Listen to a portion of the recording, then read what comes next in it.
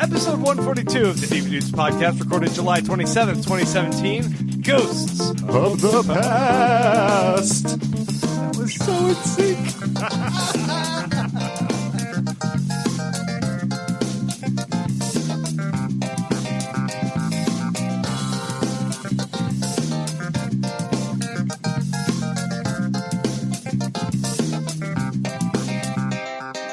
Hey folks, we are the TV Dudes. I'm Grant. I'm Randy. And I'm Kyle. We're just jumping right into it. We're just introducing ourselves without bullshitting. Sometimes I like getting the introduction out of the way so I can just like check that off of my list of an outline. I like to make people wonder, like, who's the guy saying crazy shit? Which one of them is it? It's all of us. Yeah, fair enough. Every time we start a show, even though we don't hear the theme song in the studio, like I know on the recording they hear it, so in my head I hear it, so we're dead silent, and I'm just like, dun, dun, dun, dun, dun, dun, dun, like jamming out to it. You know what's weird? I hear the theme song from Magnum P.I. in my head. Don't know why, just every time. Every time you're crazy. Our theme song, I don't think we talk about this too often, but our theme song and our break music's all by our buddy Greg, our original TV dude. Yes, the OG. Yeah, he made all TV. that. And I kept telling him he needs to put it up on like iTunes or something or somewhere where people could buy it. I agree. I think it's a good idea. That'd be cool if we put up the TV Dudes theme as like royalty free and like see how many people rip it off, like how many podcasts start to have the same theme song as us. Yeah, or they just take it and they make iterations of it and send it back to us. That would be pretty cool. I want a reggae version. I want to be out in public when someone's ringtone is the TV Dudes. Oh my God. No lie. I know she doesn't listen to the podcast, so we're good. So my roommate's in a band, and she changed her ringtone to one of the band's songs. So now I constantly hear this little soundbite, which it's pretty catchy, but that was like 20 phone calls ago. So now it's kind of annoying. So it's all changed. So I'm going to ask a question. I feel like the answer is probably no. You guys familiar with the Viking fence commercials? No. What's a commercial? No. Okay. I don't have to deal with commercials anymore. It's an old commercial. It has this little burr, burr that it starts out with, and my staffer's boyfriend, her ringtone is that thing. I haven't seen this commercial in 25 years probably, but every time she gets a text from her boyfriend, I flash this stupid local commercial about Viking fence. Yeah, see? It's all it's yeah. Are you sure it's not? That's different. That's our buddy Martin's ringtone. Every time he gets a call, I'm like, this is the best. Man. It does not grow old. All right, guys. Like I said, we are the TV Dudes, and we're talking about the ghosts of the past. Randy, explain this because you came up with the name. All right, so the deal is we're talking about things with a past effect. So there's, in Game of Thrones this week, no spoilers, but the past is definitely coming back to haunt some of our characters. Mm-hmm. Insecure, we're all talking about the past, the ghost of what happened at the end of the last episode. Ghosts of relationships past. Exactly. Ooh. And Ozark is all about your past coming back to haunt you. Yeah. So before we get into all of that, guys, there's a couple ways you guys can support us. Of course, you can always go over to iTunes, give us a 5-star rating, write a little review. We'll read that here on the show. You can also go to patreon.com/TVDudes. Make a per episode pledge. Give us $1 an episode. You only get charged if we release an episode. It's kind of a great deal in that way. And in exchange, you get bonus exclusive content, which is in the form usually of podcasts, little 30-minute episodes that we'll do discussing anything that doesn't fall under the umbrella of television. I think this week we're going to talk about Comic-Con news that's not TV related. Yes, San Diego Comic-Con. Yeah. Nobody's talking about that on the internet. Yeah. But you get our perspective, which if you guys like us, that's cool, I guess. Yeah, if you're paying for it, it's got to be good, right? That's just basic economics. Top notch. Anyway, we got a couple new patrons this month. We want to thank Jonathan Haptemichael. Dude, thank you so much. Yeah, thanks. Awesome. And Justin Rainey, thank you. Yes, thanks. You guys are beautiful, beautiful people. We appreciate the Patreons. We do. And I believe there's a third way you can support us. That's correct. There is a third way. And I believe it has something to do with ringtones. You've just embraced it now. I like this. I'm drifting into it. Yeah, but you know what? It's not just ringtones. Ringtones is nice. But I was thinking about this. Been listening to Pod Save America. And they're always talking about how they're on like Spotify. This is a political podcast? It's a Pod political Save podcast. America? Yes. I haven't heard of it. Is it on the top of the charts all the time? It is on the top of the charts. It does not beat out. You didn't beat out Serial, which you might have heard about on that podcast. They were very upset about it. I've heard good things of the cereal, yeah. At any rate, I guess they and some other podcasts are now on Spotify. And there's so many ways to get podcasts now. There's Stitcher, there's Spotify, there's iTunes. But I was thinking, like, all the music services, Napster, Spotify, there's another streaming music service I'm forgetting. But Is Google Music? Is Groove Shark still around? Groove Shark. Ooh, But Google Music is the exception to my rule, because the rule I've come up with, Okay. none of them sound like music services. Like, what is Spotify? Spotify's just made up. Napster, made up. Groove Shark, a little musical. But at any rate, I think the TV dudes need their own streaming channel. And I think our fans need to name a streaming channel that has nothing to do with television or podcasts. Yeah. Like Bippity. Bippity is a good one. Just nonsense words. Gloob Yarb. Gloob Yarb. Yeah. Yeah. Or it could be like Movie Cast, the TV podcast. So that's your other way you can help us out, is to name and create a streaming service that only streams the TV dudes. That's a fucking weird one, Randy. That's a weird way to support us this month. That's the weirdest thing I've come up with. Really? I mean, it's no butter sculpture, but it's got to be up there. Someone out there needs to rank these. I really would like that. I really want a butter sculpture, though, now. I can't wait to see our app. Oh my God. The server should be called Butter Sculpture. Butter Butter Sculpture. sculpture. Butter Sculpture. Everything but her sculpture. The only streaming place to get the TV dudes is on buttersculpture.com. Are we the only podcast? We're the only podcast on it. Is streaming. It streams TV dudes 24 hours in random order. You just listen, you tune in, and there's TV dudes playing. Amazing. Hey, guys, if you like listening to us talk about TV and you want more TV podcasts to listen to, we're part of a network called the Permanent Record Network. Permanent Record. I stuttered a little there, and you guys were still on point. I love it. We should have stuttered in our delivery. That's true. Permanent Record. Permanent Record. But then it's like we're beatboxing. Permanent Record. Okay, it's kind of cool, I guess. Anyway, you can go there and check out a slew of shows that are all part of our little network that all talk about different shows, different TV, different avenues of TV. And this month we're promoting Gilmored, which our buddies Mike and Key dedicate to talking about this show called Gilmore Girls. Do I have that right? I'm familiar with it. It has something to do with autumn leaves and coffee shops. Yeah, and being more popular than almost anything we talk about. Yes. I thought the Gilmore Girls were anthropomorphic animated fish. No, that's the More Gill Girls. Okay. Or okay. Gil. It's theories that they talk about on this podcast. Yeah. And if you guys want to listen to more Gil, go to buttersculptures.com. Buttersculpture.com. Yeah, in between TV Dudes episodes, the More Gill Girls streams. Permanentrecord.com/Gilmord. Permanentrecord.com/Gilmore. Gilmore. Nice guy. All right, let's jump over to our listener questions. They've had to deal with enough of our shenanigans here. Yeah, it's just going to get way better An after extra this. shenanny tonight. And you know who gets our first question? Who's that? If you guys like us on Facebook, by the way, facebook.com/TV Dudes, you guys can ask us questions too. But our recent patron, Jonathan Haptemichael, he gets our first question. He says, "Hi, dudes. A college friend watched Breaking Bad for the first time and regularly posted her opinions on Facebook. Her number one criticism, besides Walter White." How does one criticize Walter White? He is the show. Maybe he's too evil. Is that a criticism? He's too Sorry. Walter. Too Anyway, besides Walter White, her number one criticism was the lack of shock in the twists. As an acolyte of Shonda Rhimes shows, the big twists in Breaking Bad were all old hat for her. What popular shows of the past have you watched years after they finished that didn't resonate with you much or at all? First of all, your friend is wrong about Breaking Bad. I just want to say that right off the bat. Yeah, that's wrong. Crazy talk. That's crazy talk. Yeah, But the shows, this is going to get me in trouble. I felt this way about Twin Peaks. When I went to watch Twin Peaks, I was like, this is weird, and it's sort of its time, and it was not doing it for me. Yeah, I also tried to go in and watch Twin Peaks, and I remember going, I don't know, this just isn't for me. And yet I could see all the elements of that that fed into later shows that were completely up my alley. So it feels dated. Yeah, I've run into that where like an influence is really you can see what you liked about it in the influence, but you've seen the processed version at this point, and so the influence is not as good. I mean, this is going to be a little bit blasphemous as well to you, Randy.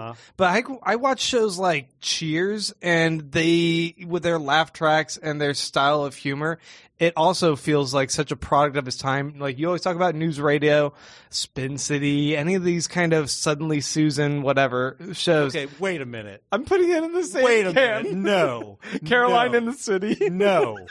No. No. Okay, but nevertheless, I watch the Cheers or whatever, and it's hard. It's just so hard to. It's hard to hear human laughter. It is. It's and to see characters stop and wait a bit before they're allowed to talk again, or have people pause so that they or not laugh at jokes. Like they're not laughing because the audience is laughing, and therefore they can't also laugh at something. It's a part of a multicam sitcom with an audience that kind of drives me bonkers now. I can see that. It doesn't bother me on shows that I love, but like, say, Sports Night. Sports Night's laugh track. I still love Sports Night, but it definitely is jarring. So I get that. I do get it. I love the videos where they take out the laugh track and you watch like all these people are saying hilarious things and no one's laughing. The Big Bang Theory is way better without a laugh track. It's like surrealist horror at that point. Well, speaking of like things that are dated or like the laugh track, I always go back. My classic answer for this is Johnny Quest, because when I was younger, loved Johnny Quest, and then you watch it when you're an adult and you're like, wait, it's one panel and nothing's moving but their lips. Yeah, like you're like I was literally staring at just like single frames, like in my imagination was doing the rest. I had the same thing because I went back and watched the X-Men cartoon from the 90s and Spider-Man, and I didn't realize how, like, I was very accepting of shit animation back then, but I got pretty high and watched it one time. Yeah. I was like, this is so bad, and it's never ending. Yeah. The thing about those cartoons, the spine of them is the Claremont X-Men and then the 90s X-Men and the, like, classic Spider-Man in the 90s Spider-Man. So it's like the source material was so good. Oh, yeah. Like, the stories are all good. Great. And so when you're a kid, you're not paying attention to how bad that animation is. And then when like something like Batman comes along, you're like, oh, right. That other stuff sucked. Yeah.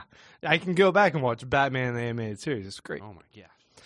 Zach McLernan says, in the darkest timeline, Justin Theroux has morphed into a four-armed warlord named Garmadon, and is swarming over the globe in a 3-season-long, bloody, yet oddly artistic and beautiful wave of pedantic, nonsensical destruction that will leave the world momentarily satisfied, but then ultimately wondering what just happened. Is this HBO's next show?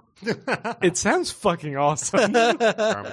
As he lays siege to Austin, he captures the TV dudes and states that he will destroy all the TV shows on Earth except one. The destroyed shows will all have copies destroyed, never able to be watched again. Your choices to save. These are a list of choices of what one show we can save, guys. Okay, yep. Game of Thrones, Mad Men, The Leftovers, The Sopranos, Lost, Mr. Robot, Rick and Morty, or 2 random episodes of Terriers. Okay, wait. Roll the dice on those. Why? I'm going to give... They're not even back-to-back. I'm going to give Zach the benefit of the doubt here, and he's saying that any 2 episodes of the Terriers is better than a whole season of an entirety of other shows. I think he wanted you to have to weigh the decision a little more heavily than if Terriers was just an option. Real Sophie's choice over here. Okay. First of all, Terriers would not have been my choice. So anyway, go on. Our decision, us TV dudes, the decision must be unanimous or all shows are destroyed. Oh, fuck.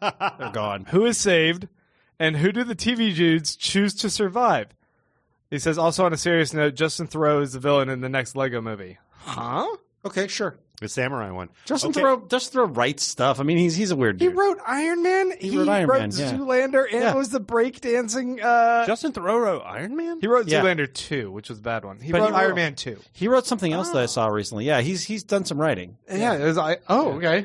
Yeah. Interesting. Okay, anyway. That doesn't mean he's safe. So, guys, we need a system. The abs. So, first of all, Terriers is out the door. I'm not saving 2 episodes of Terriers. I wouldn't save a whole season of Terriers if it was the only show on Earth. 1 season. It's you do the math. It doesn't make sense. Can we just go ahead and get rid of Sopranos because I don't want to slog through that again? Sopranos are out. Done. Okay. Done. Mr. Robot. Mike isn't here. Can we kill Mr. Robot? I'd be down with getting rid of Mr. Yeah, Robot. we can go ahead. We got some. Like, you'd never pick Mr. Robot over some of these other ones. Right, All right. exactly. Can we get a clarification though? Yes. Like as far as us, Yeah. is our decision that ongoing shows like Game of Thrones, Mr. Robot, Rick and Morty, we would see them to a completion of a series? We'd get the whole thing.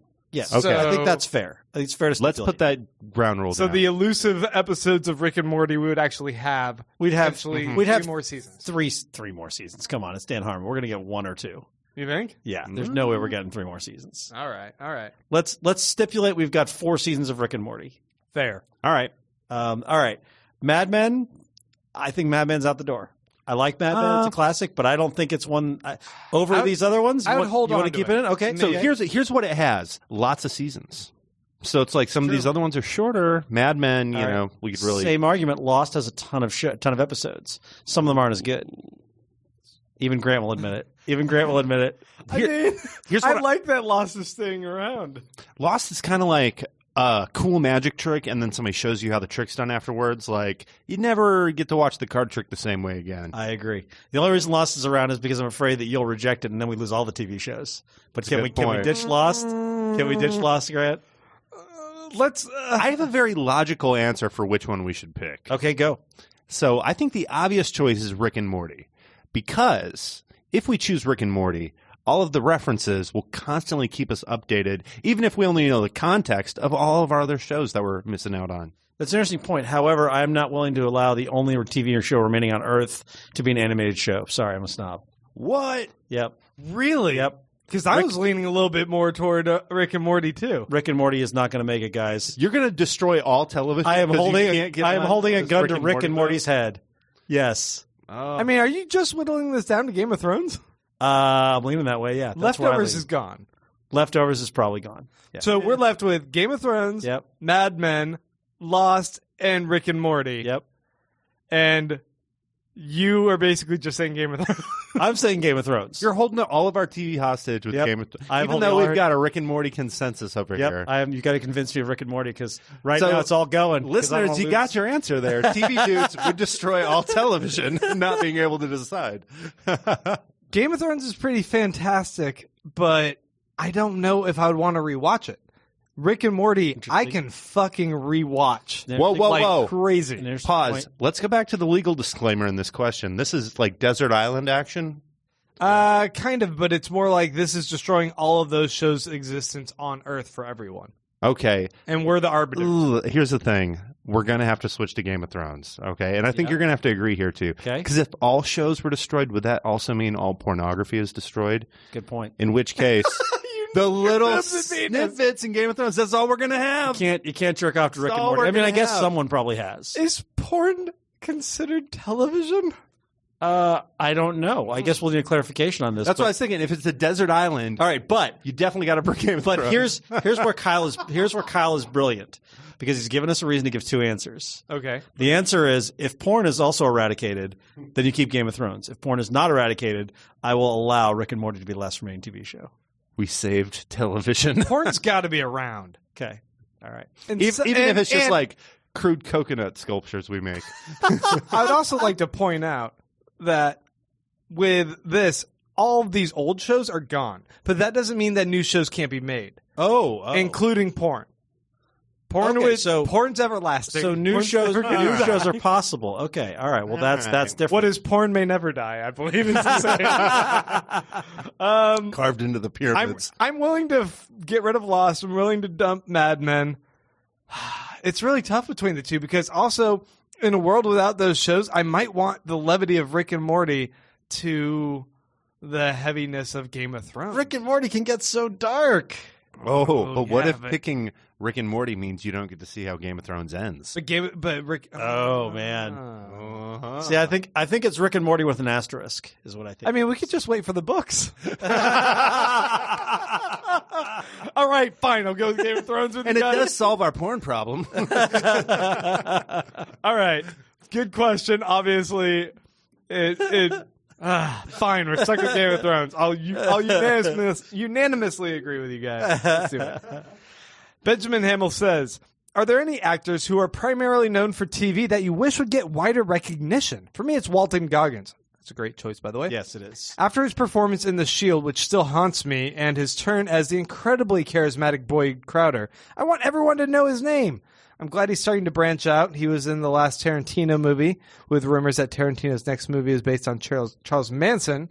How great would Goggins be as Manson? He really would. I'm actually a big Tarantino fan. I'm not super into the notion of this Manson movie, but if it was Goggins, I'd be more interested. And he's signed up for the new Lara Croft reboot as well. But he's going to be an Ant-Man. That's a weird choice for Lara Croft. I mean, it's a different approach. You didn't see his rack in Sons of Anarchy, I guess. I credit them with going a different direction. I think he was pretty stacked. Walton Goggins as the feminist Lara Croft is an interesting choice. I would say I'm really always impressed with Sarah Paulson's performances on the American Crime, everything Ryan Murphy's doing. Yeah.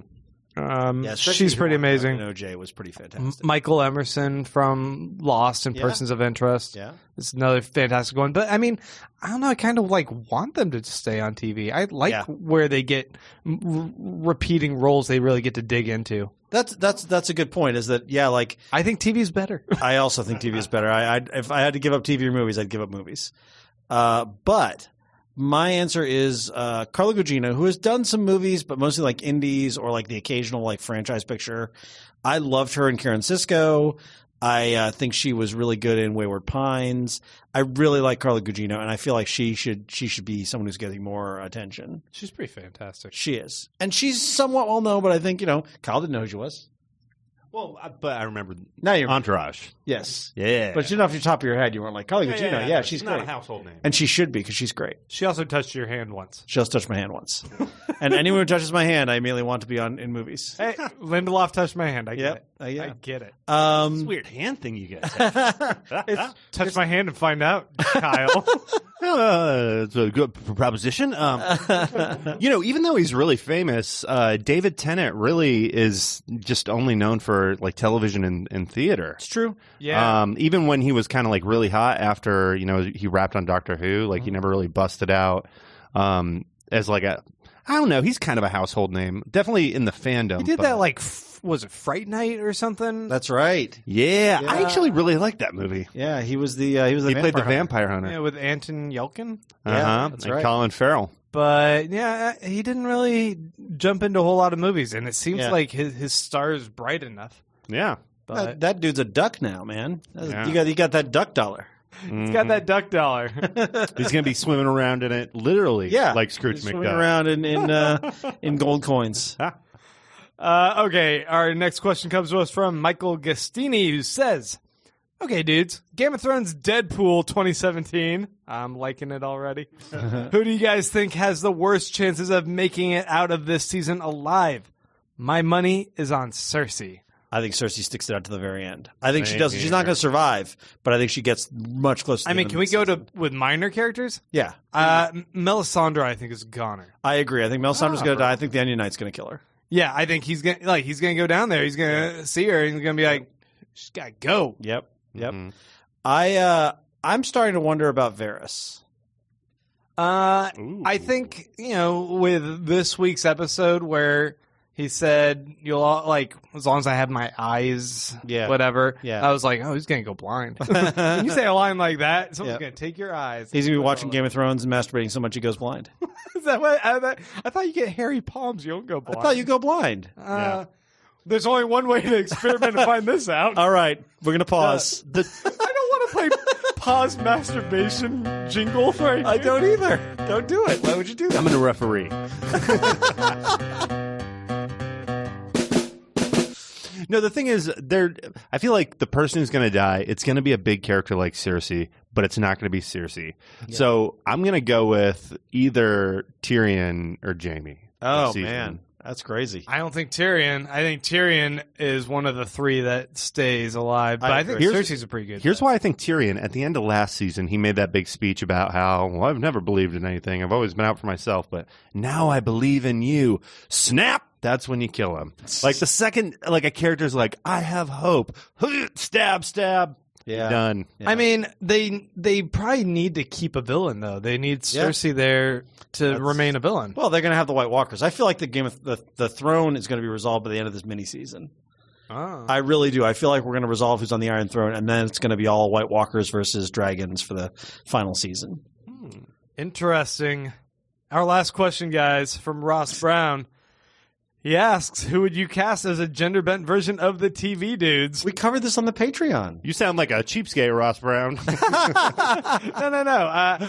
Yeah, we did address this on the Patreon, which I think is a great way to advertise. Hey, guys, if you want to go check us out over on patreon.com/TV dudes, you can listen to our episode where we talk about gender identity, and I think we talk about New Doctor Who. Yeah, Doctor Who. We talk about fans feeling like they own properties and they get to kind of dictate things, and how annoyed I am with some certain sects of fandom. And I don't remember who we cast, quite honestly.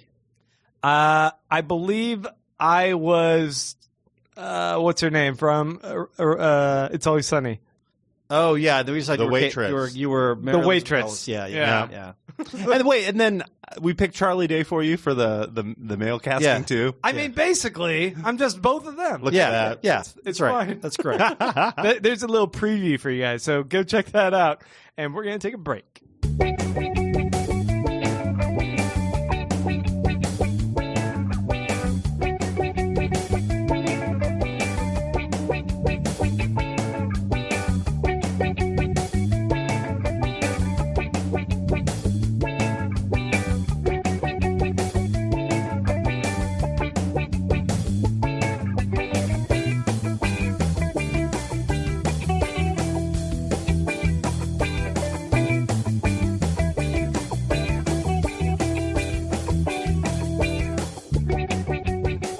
All right, you guys. So we're going to talk about all the comics news and stuff on the Patreon, but there were some TV adjacent things in San Diego. Yeah. Notably, a couple of big trailers.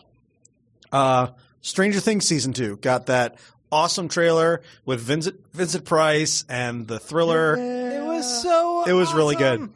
good. Okay, so I was in, not to brag, but I was in the Bahamas last I was week. in the Bahamas. I mean, there's no not non-braggy way to say it. Is that why your skin is so dark and glowing and golden? I'm nice and toasty, burnt. It's like a little tiki doll. Is that why you smell like coconut and rum? No. That's not why. Not related? Unrelated? No, that's as much. I just smell like coconut. But when I was down there, the internet sucked, so I watched it, but I watched it on my little iPhone, in like clips, like 20-second increments, and it was so annoying. And I finally got home to watch it like in full. Yeah. I was like, oh, it is awesome. Yeah, it's what really a great trailer. It's a great trailer. And I was already excited for this, but man, the Ghostbusters uniforms, the sort of flashes of seeing the upside down in our world. Oh yeah. The Dragon's Lair reference, which is just a nice paying forward of what they did with D&D. Like this is pretty awesome stuff. I loved the slight glimpse of the Cloverfield monster looking deal. I was like, that's how you up the threat for season 2. Yeah. I like even the little tail end with 11 showing up. Yeah. Because it's not like that's something that like is a big surprise. Yeah, everyone's anticipating her being back. Yeah. Yeah, it's like DC could learn a few things. I mean, come on. We know who's going to be in your movie. I also was thinking, though, I'm like, those kids are starting to look a little older. Yep. You gotta film fast, guys. Yep. Get those episodes out. Yep. That's the problem when you get like such a great cast of little kids. You gotta keep cranking that out quick. See, that's the genius. When they do Stranger Things 3, they just jump ahead 10 years and it's them as adults. See, that's kind of great. Yeah. You just jump ahead. Stranger Things 3 in the 90s? Yeah. All right. Yeah. I'm down. Ooh. You know, Stephen King makes a lot of that kind of thing where it's like the kids and then the adults. And there's nothing but Stephen King influence in Stranger Things. So I could totally see that. yeah, I feel like it should go from from Stephen King influences then to Dean Koontz influences for the third season.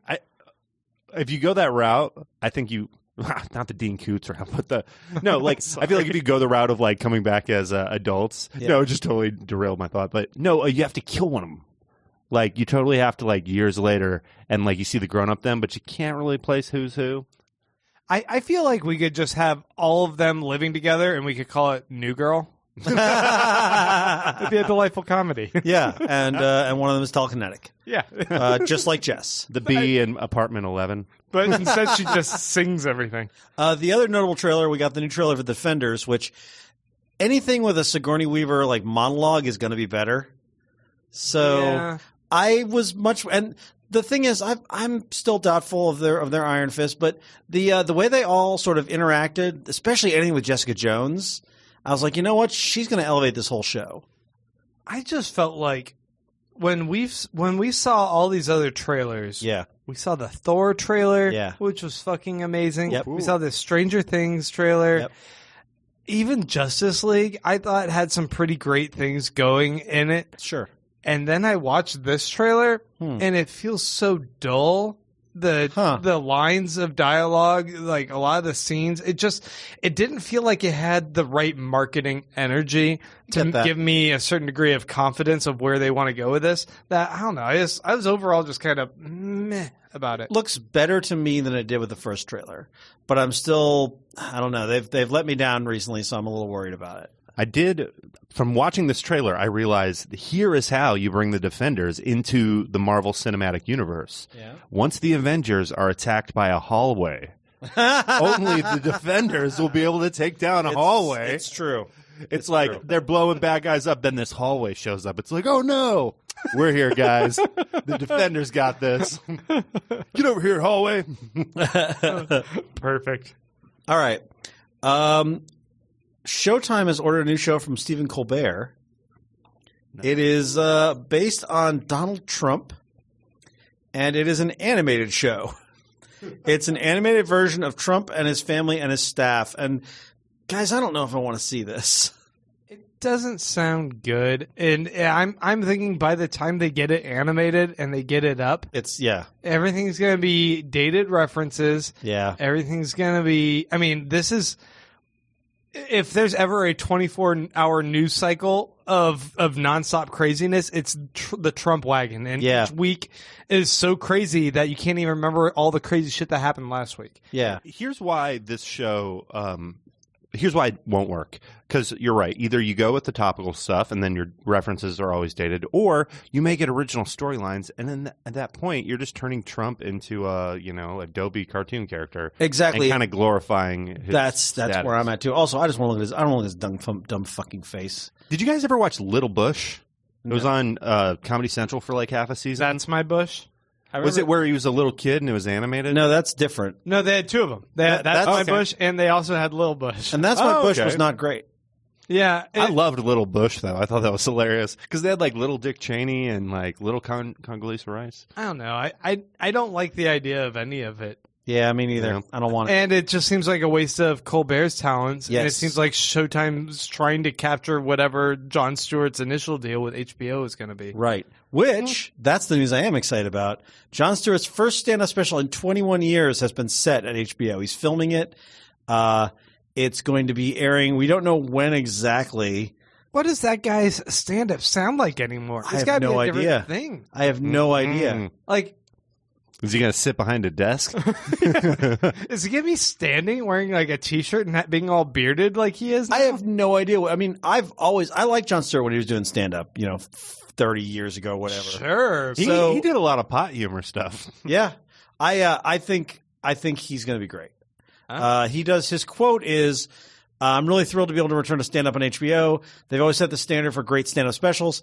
Plus, I can finally use up the last of the Saddam Hussein jokes left over from my first special. Which I feel like that's what we're going to get from John. We're going to get the sort of disappointed in you political stuff, the self-effacing humor, and probably some mockery of the pop culture landscape. I mean, man, I just feel like if ever we needed that guy's voice back Right. in the country, it's now.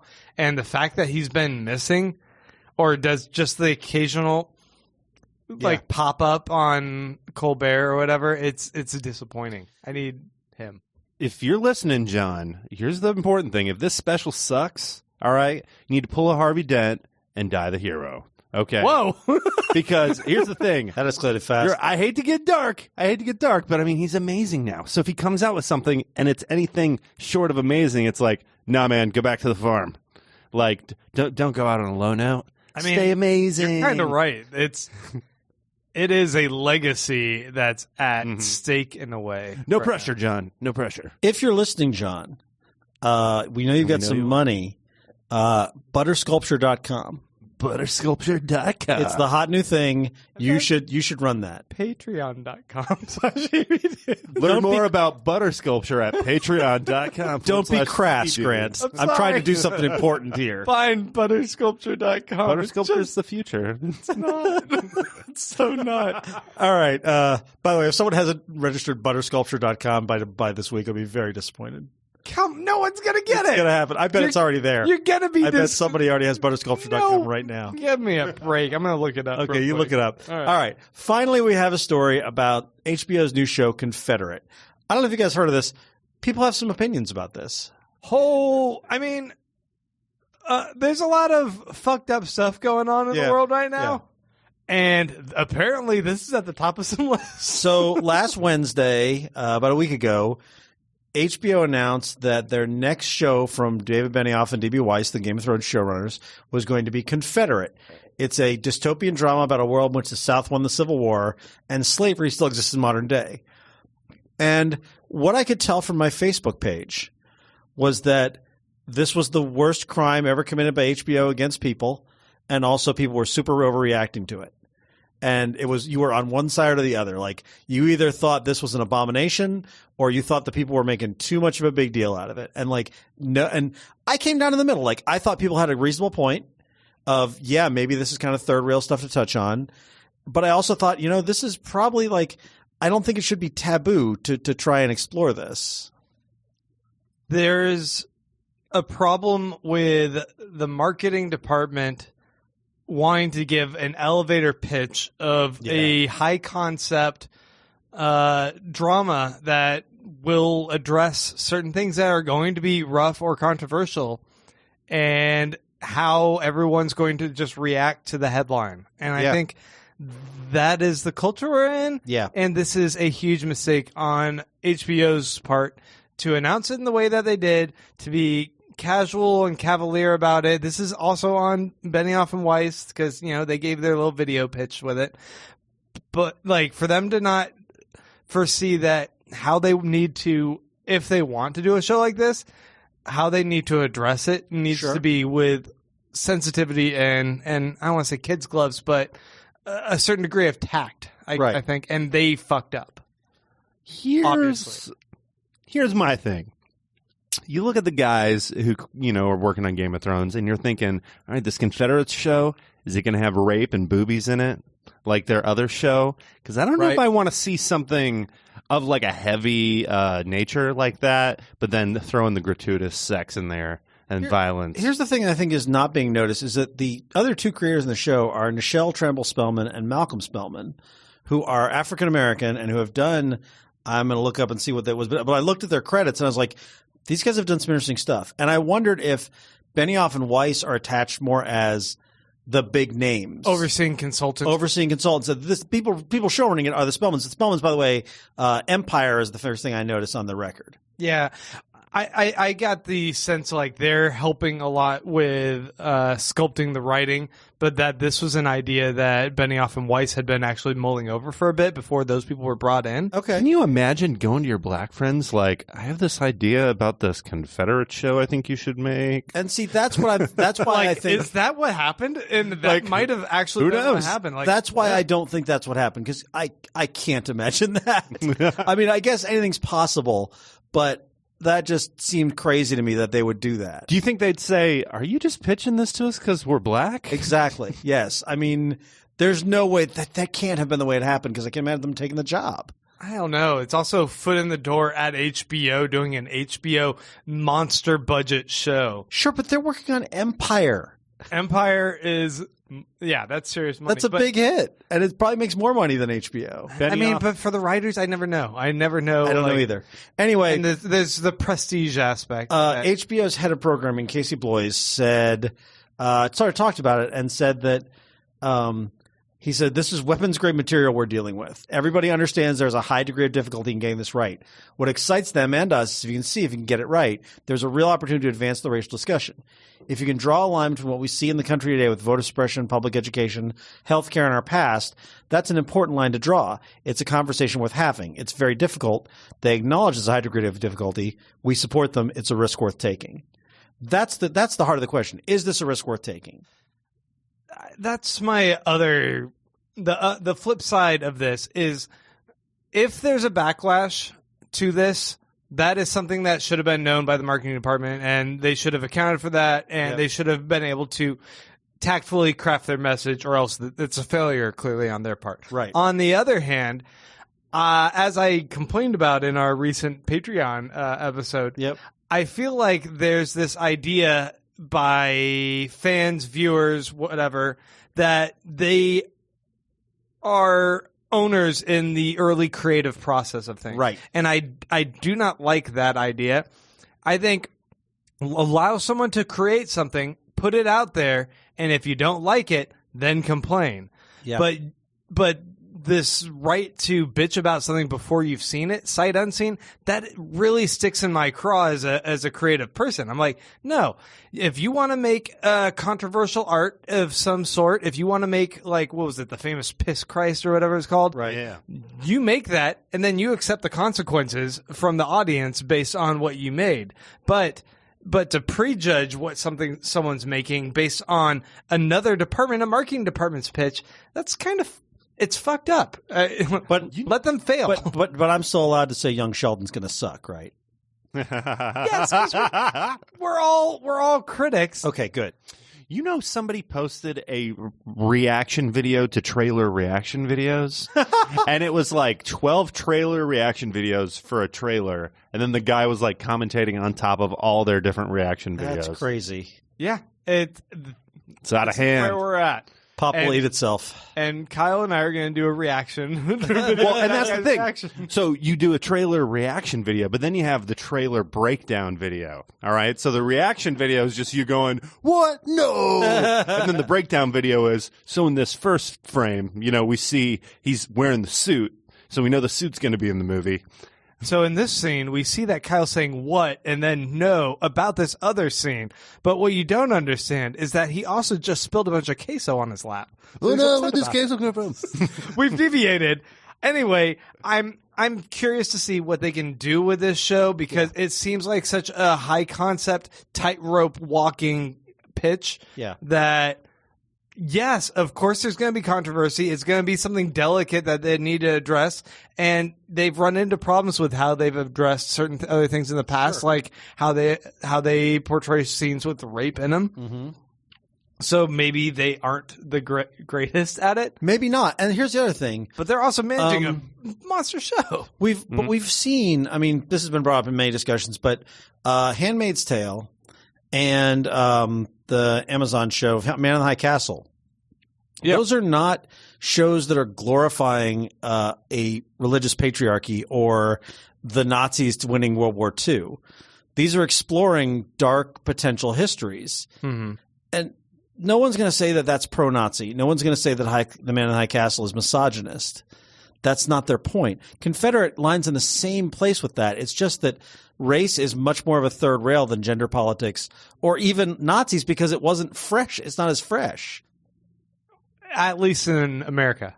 At least in America. Here's what you should have done. So you take a show like The Americans, which is about Russians. You make your show Confederate and you call it Yankees.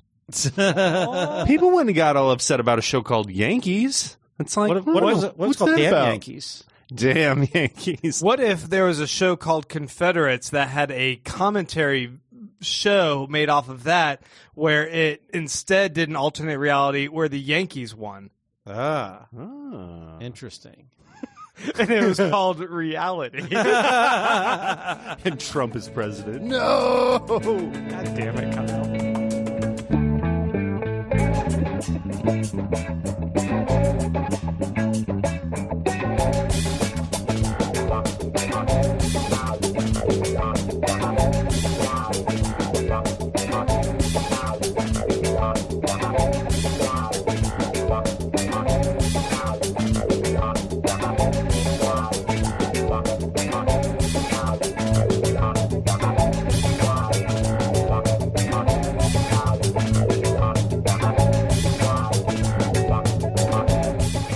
Right, guys, the ghosts of the past. Of the past. That's what we're talking about. Yes.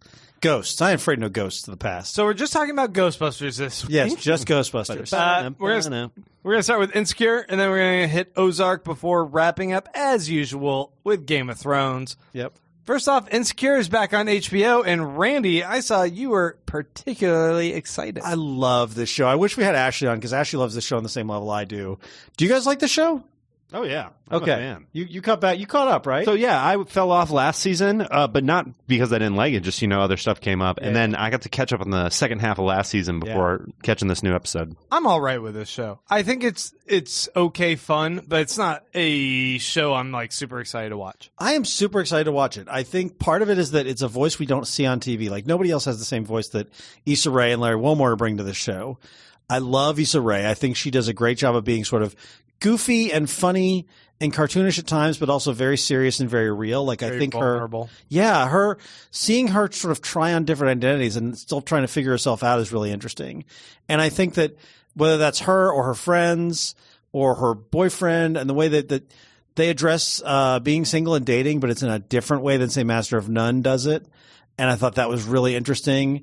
And I love her sort of fantasy world that she vanishes into from time to time, and you can't always tell when she's in it or not. Yeah, like that played especially well this episode. Oh, yes, yeah. When she had sex with her ex, I didn't know if that had happened.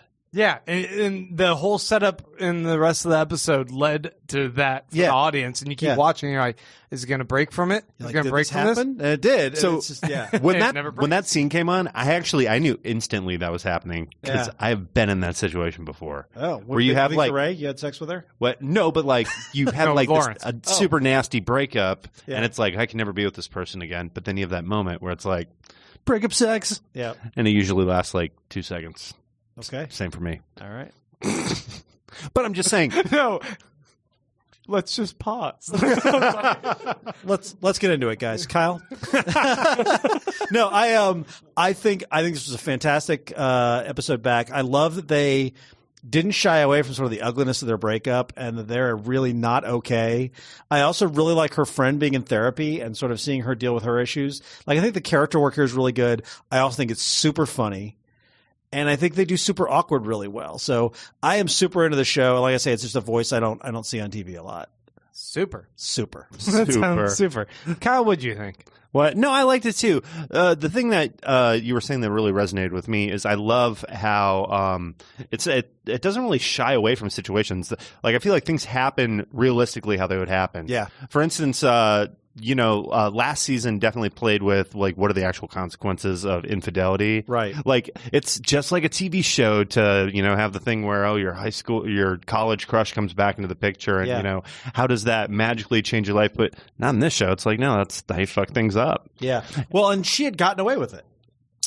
She had gotten away with it more or less, and then the guilt sort of ate at her, and it just kind of came out. See, that plays into what I had a frustration with in the previous season.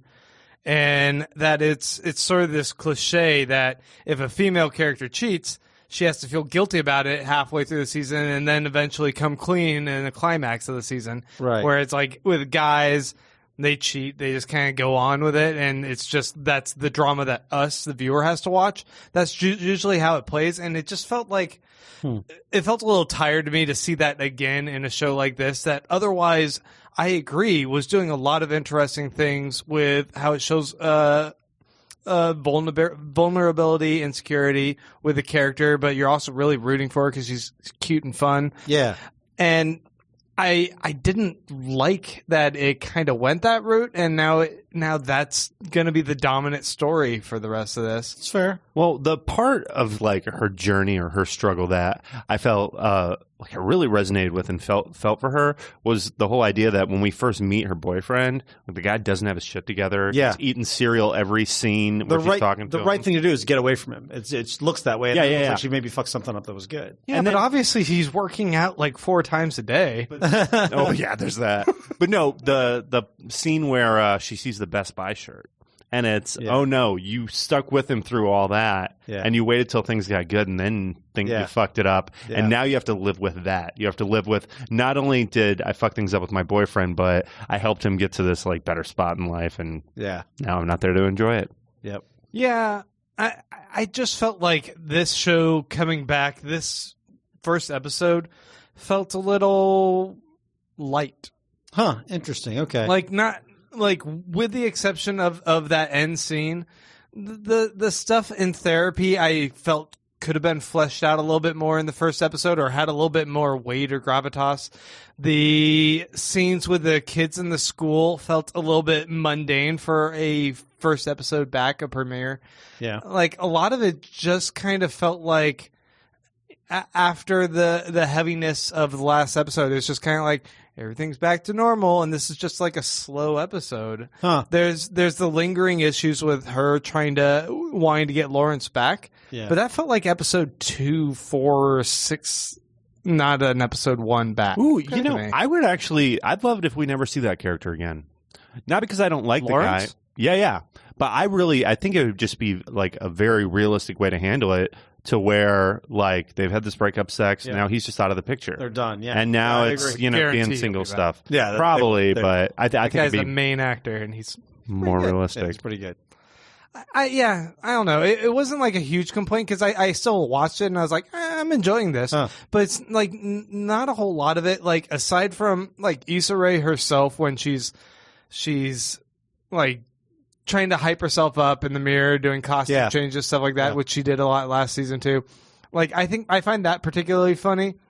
There's a couple lines with some of her friends there, her quirky friends, like at the party, that I thought was funny. Yeah. But overall, I'm like, this just straddles that line between comedy and drama so much that it's more, I'm just kind of like watching it passively.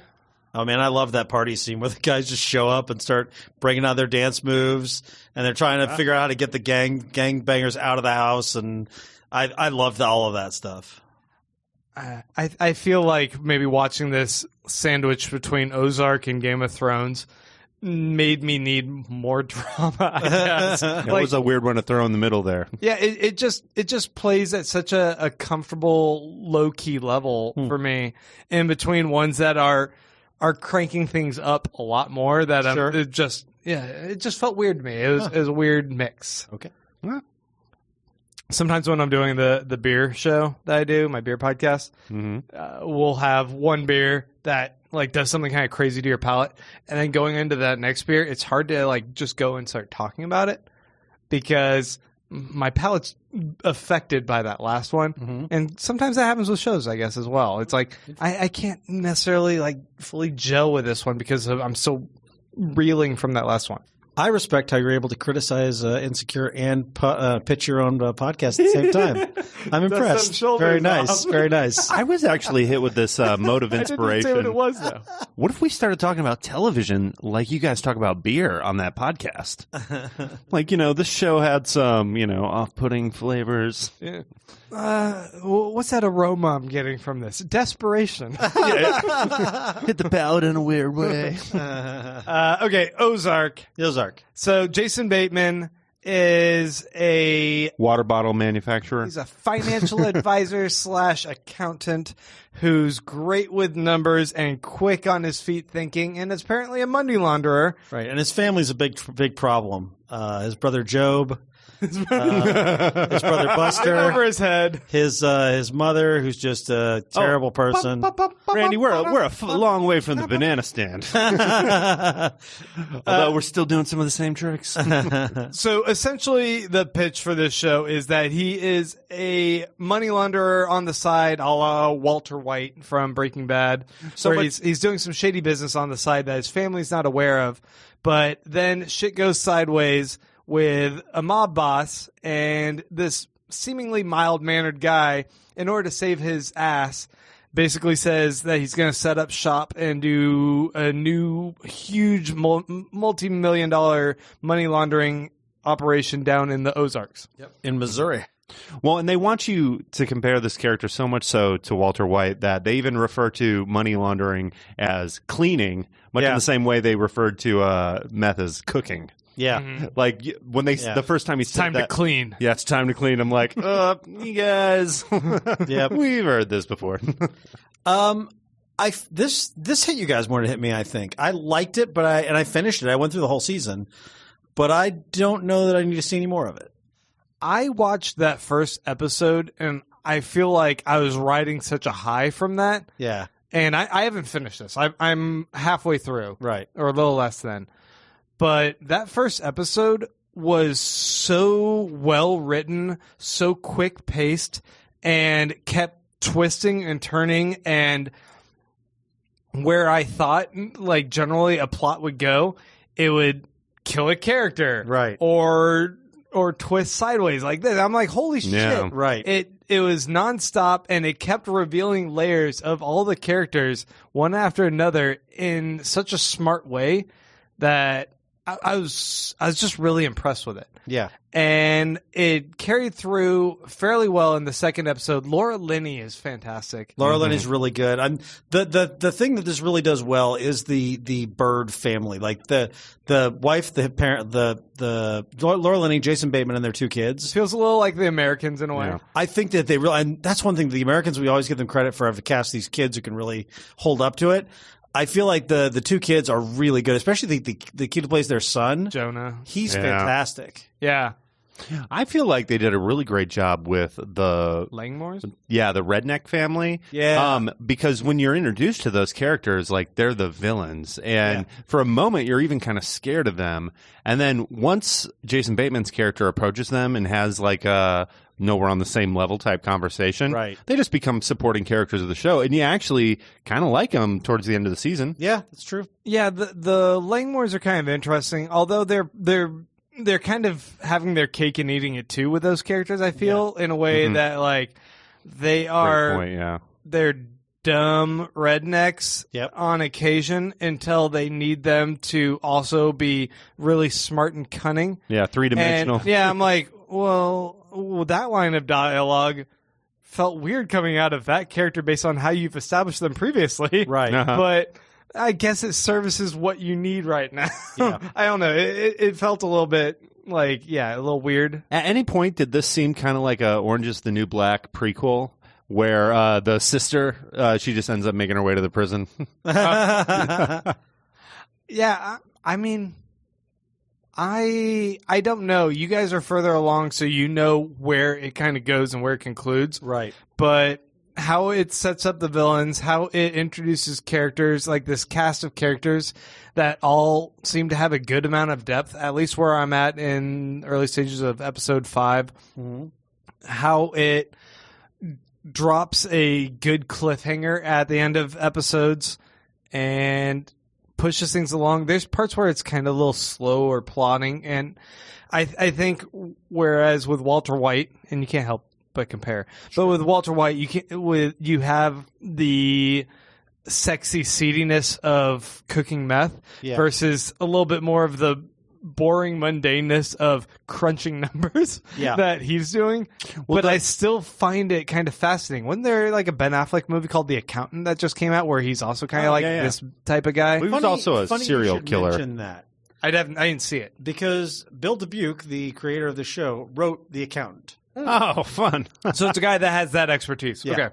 That makes sense. Yeah. Well, I feel like the sexy part of this, like the thing that, because that's what Breaking Bad was all about. It was this idea of, if I deal drugs, I'll have all this money and do all this. And every episode, it's like, no, because then you have to deal with this, and you never enjoy having all the cash. Right. And that's kind of this. They have all these stacks of money, but they just can't do anything with it because it belongs to this person or because it's not clean money. For some reason or another, it's like a Twilight Zone episode where you have the thing you want, you just can't use it.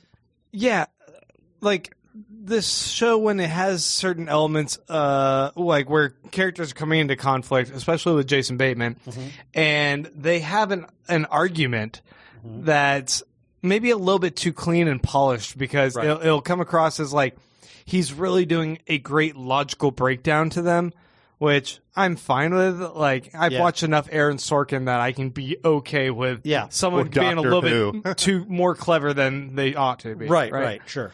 But like, they'll say stuff that I'm just like, oh shit, you really kind of nailed the point on that.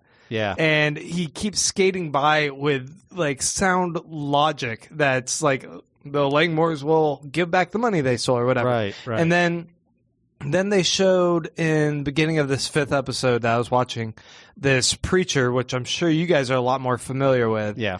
Who also went into a situation and tried to preach logically to someone and was on the receiving end of a bullet as a result. I'm like, it doesn't always work out. Right. Yeah.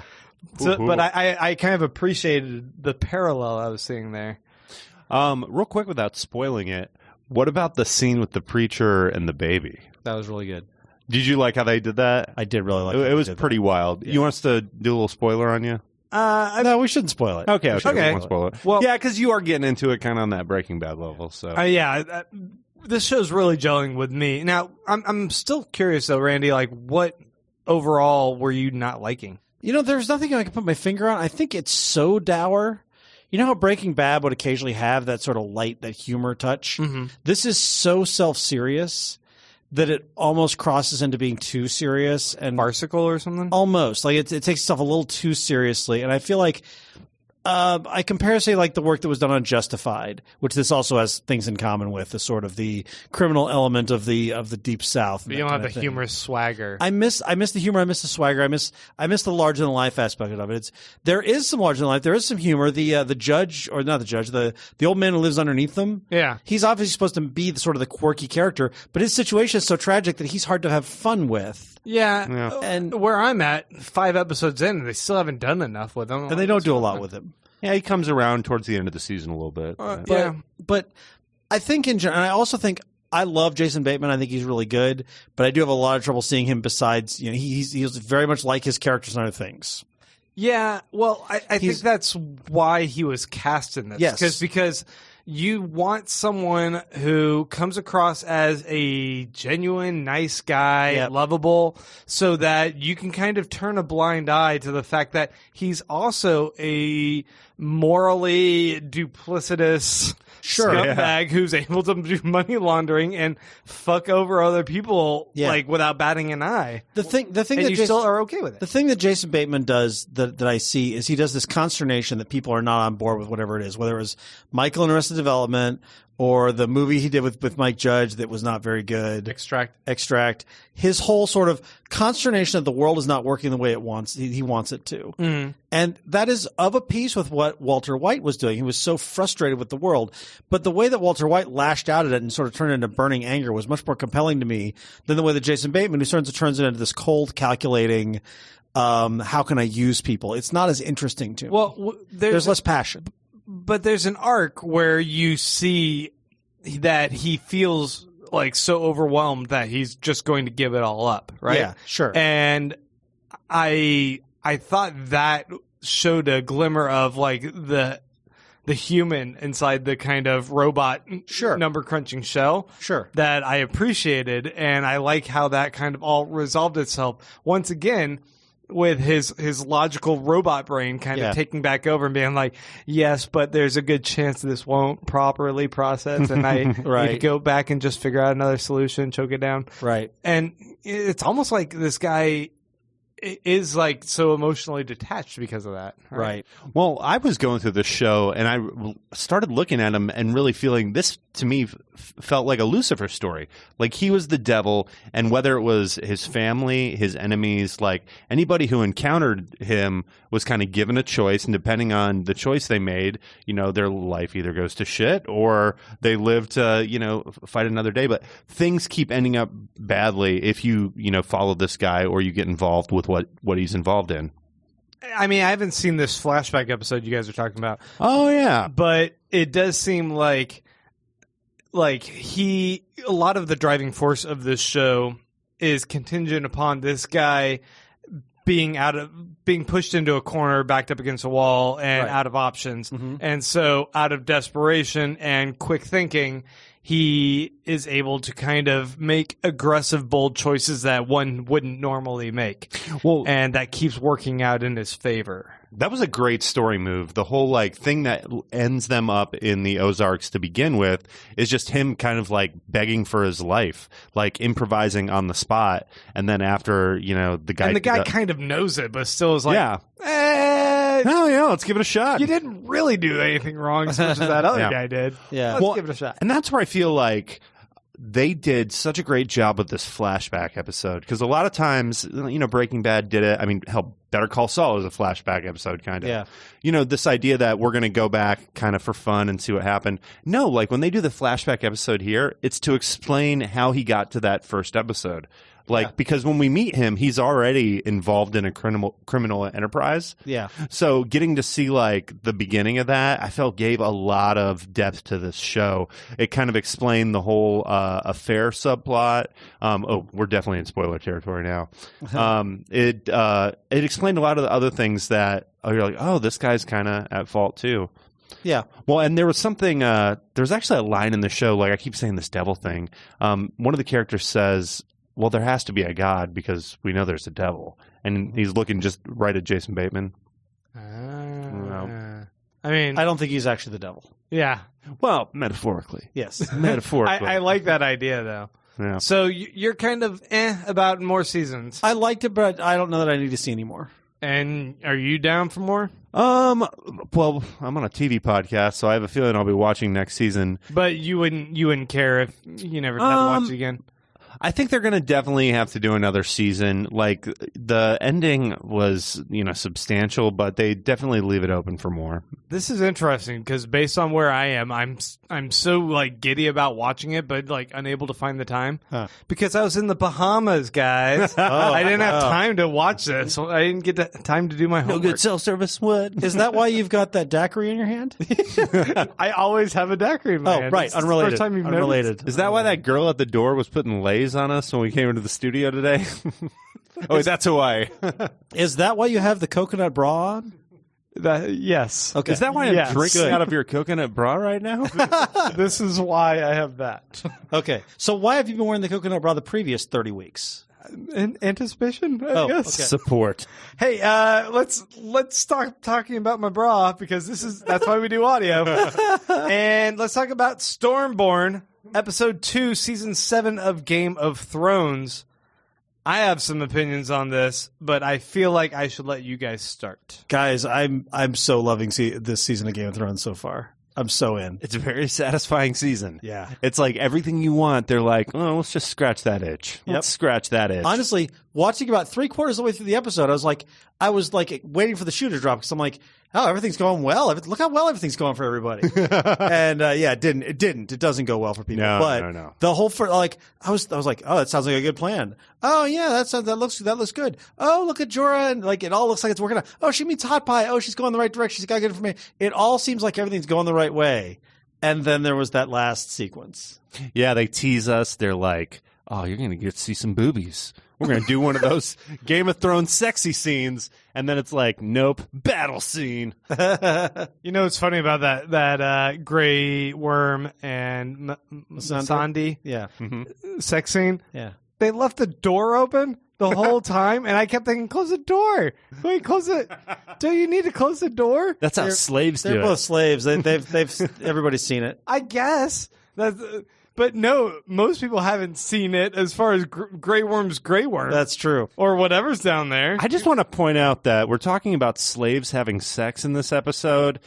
The story earlier about them not being able to handle the Confederate. Yeah. I'm just saying where people would get that idea. Yeah. They're liberated now. Okay, free slaves that are having sex. Yeah. Ish. She still has to do all the fighting, and she still has to do all this bidding. Right. Yeah. I don't know. But they're for the cause. So they have a 401k now. So I really enjoyed this episode. I love the stuff with Jon and Sansa. I love that she keeps calling him out. She's like, your brother and your father all did these stupid shit and they all got killed. And so when she tells him things like, don't go to this woman you don't even know. It's a stupid move. She's right. She's wrong, and we know she's wrong.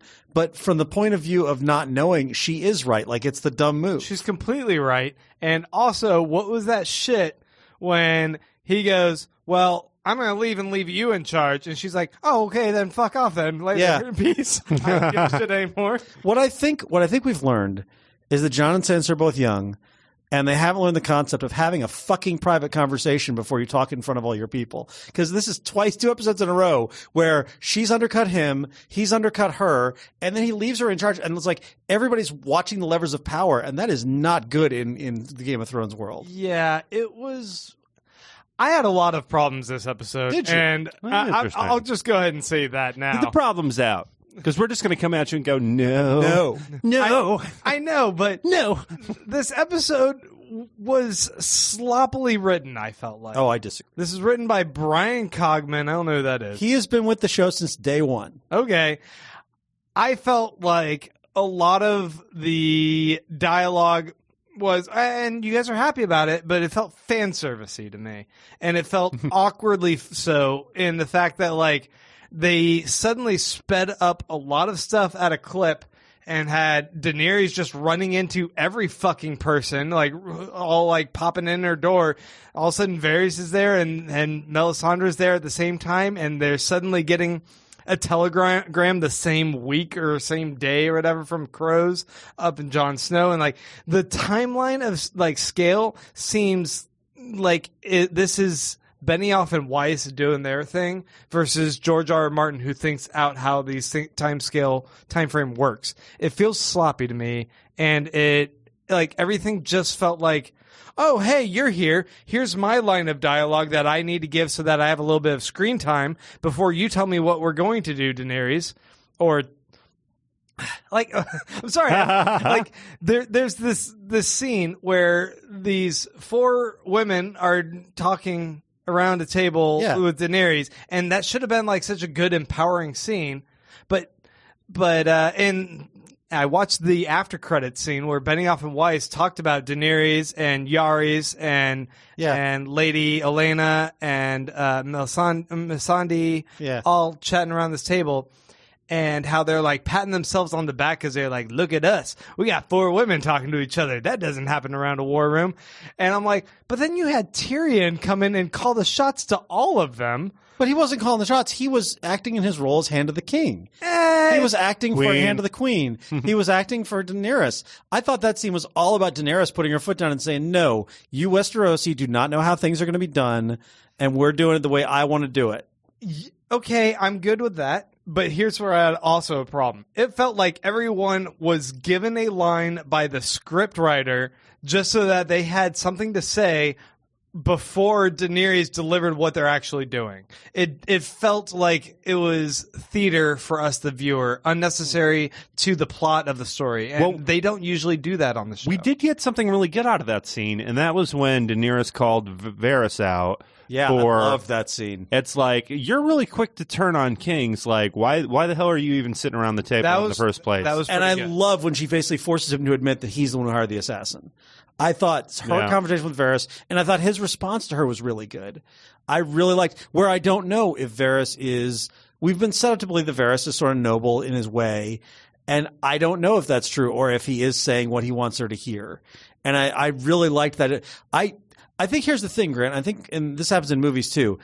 If you disconnect from something early, you're going to be seeing the flaws in it throughout. And that's what happened. That's the first scene. And if that puts you off, then you were seeing flaws.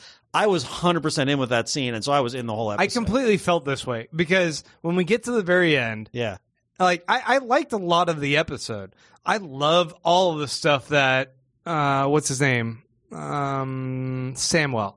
That Samwell's doing when he's going in and performing his own surgery. That is my least favorite part of the episode. Oh, really? Yeah. It's so gross what they do. Oh, but I love how it just feels like such a hero. I love how that was written. He just kind of comes in. He's like, I'm gonna be the one who saves the day, and then they're gratuitous, and I don't need that. Yeah. But I like the plot. I guess for me, that's the part that I felt like, of course, that was going to happen. That was broadcast last episode when we saw Jorah.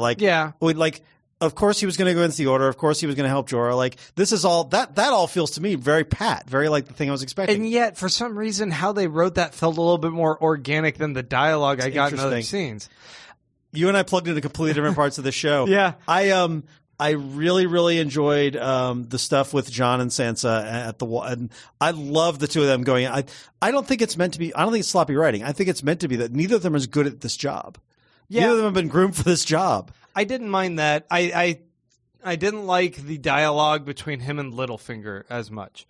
Oh, I enjoyed that. Yeah, I thought that scene had some tension to it, especially at the end. It was a callback, of course, to like when Ned Stark choked Littlefinger out as well, like saying shit down there. Yeah. And it's like, oh, father and son kind of thing. And I'm like, okay, that's kind of good. Yep. But I don't know. There were a lot of callbacks in this episode to early stuff. The stuff with Arya and the wolf, that's a callback to like the first episode. Yeah. I didn't catch that until I watched the after show, and I'm like, oh, right, that is a reference back to... She's a lone wolf, which made me think, is she still heading north? No. Do you think she's going to Cersei now? Oh, no, she's heading north. She wasn't heading north. She was heading south. That's what I found really interesting. She talked to Hot Pie, which I love seeing Hot Pie again. Yeah. She was heading south for Cersei. She was heading south for Cersei. Hot Pie tells her about Jon, and then she immediately turns north. Then she changes to go, but you couldn't tell. I couldn't tell it was north. Oh, it didn't indicate. I knew that she was heading north, and then she tells know? Nymeria. Well, because like it was soldiers heading in one direction, and you see her start to follow them. I didn't know if we were meant to take away from that she had heard this news, and so she was continuing on her mission, which was showing that she had broken with her family, or if she was going north because she was still, despite being who she was now, she's still Arya Stark. I thought it was a sort of, it was telegraphed as like a crisis of character, of conscience, that she was suddenly going, wait, I don't have to be this assassin. I still have family. I still have something that connects me to this world, and I don't have to be so disconnected. So obviously when she broke off her conversation with Hot Pie and was like, peace out, it was because she was going north, because suddenly she had that. So you think when she ran into Nymeria or her wolf that was her being reaffirming, oh, I need to go south and do my thing. Yes. That's interesting. I hadn't read it that way, but that's I didn't read it that way either. Yeah, when she says, whatever, she says, that's not you. That's not you. Is basically she's saying that's not you because you're just like me. We're kindred spirits. Yeah. And the fact that we don't need that family connection. Yeah. We need to carve our own path, and her own path is her destiny with vengeance. Yeah, that's interesting. I didn't read it that way, but I think you're right. Well, I think she's turning back south. Here's the thing, though. I think if you paid close attention to those Vanity Fair photographs that they took at the beginning of the season, you'd see that she has the cat's paw dragonglass dagger, which Littlefinger had last time. Oh my God! You watched them behind. We know that they're. I'm telling you, I analyzed this shit. No. In Vanity Fair, they do this like thing where you get to see the Stark reunion or whatever. But no, I do think like based off of like some of the promotional stuff, I think she's going to end up in the north. We'll see. Okay. Yeah. I mean, but I've also haven't opened my mind to your theory, so I might be wrong. It could be interesting if they want to go that way. That's fine. I did like that. I mean, I liked most of this episode. Yeah. It just felt like certain parts felt clumsier than their usual. Seriously, none of that jumped out at me, and maybe it would on a rewatch. But I actually was very enjoying it. Randy is very enjoying much. My other bitch, I guess, about this episode is the pirate attack at the end. What? Bitch? What do you got to bitch about? Here's what I got to bitch about. You have a fucking fleet of boats. How do you not see another fleet of boats sneaking up until because there was fog. Lesbian sex under decks. That's why. Lesbian sex under decks and fog. They're all drinking. Job. It should be like, oh shit, we're under attack. They'll be here in 5 hours. They show them coming out of the fog, and they also make a point to be like, these ships are new and like quiet, and they're dark. And yet those ships could see where they were, but they couldn't see where the other ships were. They're new ships. What's this new ships? What, they have sonar? Yes, they have sonar. Fuck. Yeah, I don't know. Then Greyjoy Dar. And then we get. It felt like the sand snakes all dying. Yeah, was the equivalent of. Oh, what's their name? Nikki and Paolo, where no one liked him, so they just killed him off. I do think that's true. And they have the whip fight that she's trying to do. Yeah. And I'm like, what? Like, all of it just felt weird. Their scene with Braun, though, I don't know if it was last season or the season before, where they're like stripping in the jail cell and they give him the poison. I loved that. I would have killed to just, because meet once up again, with Braun you one more sing time. boobs. Boobs. This show does that every episode. Don't talk to me like I'm the only one. Okay. I actually really enjoyed I love how over the top. We haven't seen a sea battle like this before. True. I like him coming down on his What about the battle in the bay? Right, but that was different. That was them attacking land. We haven't seen ships versus ships to this extent. Okay. And I thought seeing that and seeing this what it also represents that like Dany's plan has been utterly fucked. Yeah. Well, no. So those ships didn't make up a majority of the fleet. No, that was her fleet. No. A majority of the fleet is still with her. That was just the stolen part of the fleet. So I think it's like 30% of her fleet. Really? I did not read it that way. I thought I thought she just sent some of it over to I thought Dorne. I thought the fleet was going to Sunspear, and then she was like sending everybody else by. I thought they were going on land. I didn't think that. I thought that was the fleet. We'll have to find out in the future. Because I read some stuff afterwards, like people talking about it online. So. At any rate, it definitely fucks over the plan because they were supposed to be it was supposed to be a pincer maneuver. There were supposed to be several things going on, and now one part of the plan has fallen apart. And also, Yara and the Dornish people are in the hands of Cersei, about to be in the hands of Cersei, which means that they're probably going to lose the Dornish, which means she's lost an ally. Best scene / acting in this episode was Theon with his PTSD. When I watched that scene of him seeing Yara with the knife to her neck and how he twitches and like just transforms back into Reek. Yeah. I thought was brilliant. Yeah. Alfie Allen, is that his name? Yeah. Yeah. That was amazing. Yeah, and, that was really good. And his jump in there, like, was perfectly to be expected. Yeah. Especially from a more modern, sympathetic audience like us. Yeah. Than people unfamiliar in that world with PTSD. I thought it was just really well done. I saw someone mention this also, that it's technically the right move. Because what is his best move? His best move is charging Euron, which probably ends with Euron slicing Yara's throat and killing Theon. Yeah.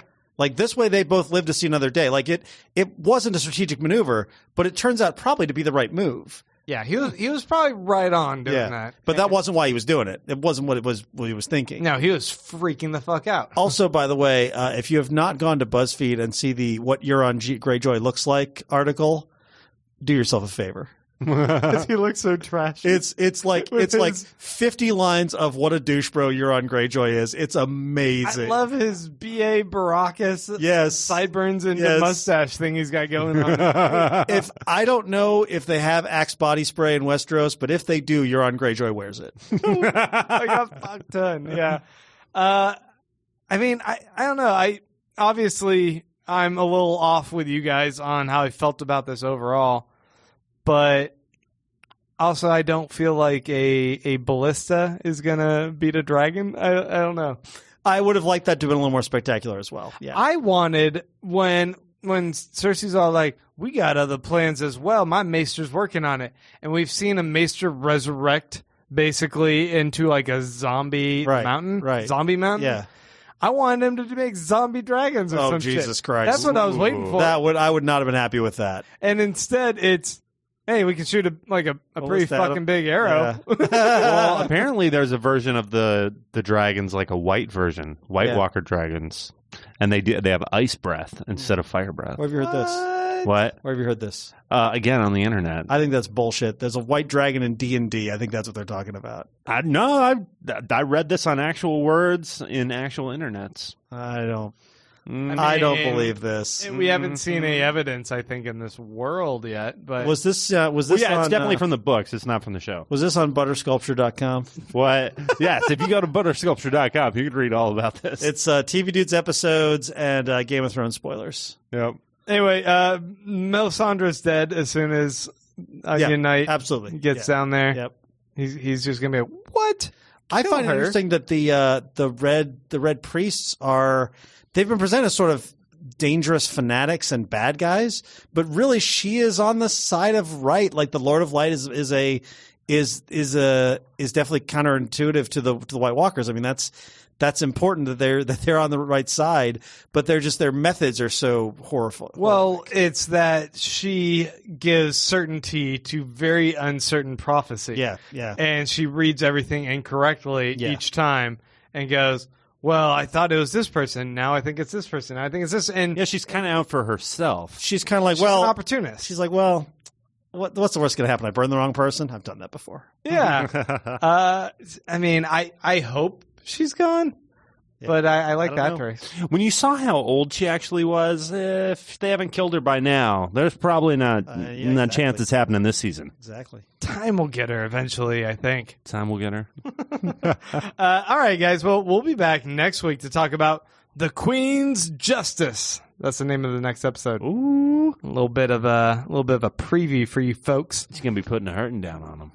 And we're gonna wrap things up there. Randy, Kyle, thank you guys. Grant. Thank you. Listeners, thank you. Our newest patrons, Jonathan Haptemichael and Justin Rainey. Thank you guys so much. Yeah. And we're going to go ahead and stop this episode for the week, but we're going to go and do a little Patreon mini. So if you guys are patrons, check that out. I'm pimping Patreon way too much this episode. That's good. Patreon.com/TV Dudes. We got to keep the lights on. Buttersculpture.com for TV Dudes episodes streaming exclusively alongside Game of Thrones spoilers read aloud by Kyle. Oh, yes. Check it out on the Butter Sculpture app. Only for Android, not iPhone yet. Yeah, we haven't approval of the iPhone store yet. It's coming. We're on the iPad, just not the iPhone. Yeah, we're on the iPad, but not the iPad Air, the original iPad 1. Yeah. Really behind in the technology, guys. Butter Sculpture. Yeah.